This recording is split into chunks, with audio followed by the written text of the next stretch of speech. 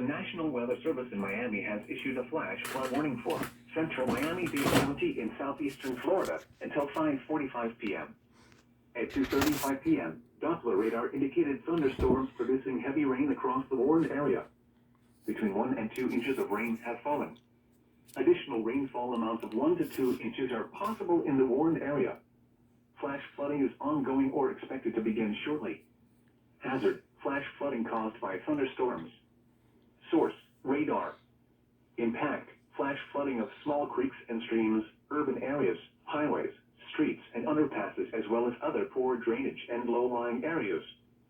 Some locations that will experience flash flooding include Homestead, Coral Gables, Black Point, Kendall, The Redland, Pinecrest, Goulds, Cutler Bay, Princeton, West Paraine, Homestead Bays, Naranja, Zoo Miami, Palmetto Bay, Richmond Heights, Richmond West, Leisure City, South Miami Heights, Palmetto Estates, and Howard. Turn around. Don't drown when encountering flooded roads. Most flood deaths occur in vehicles.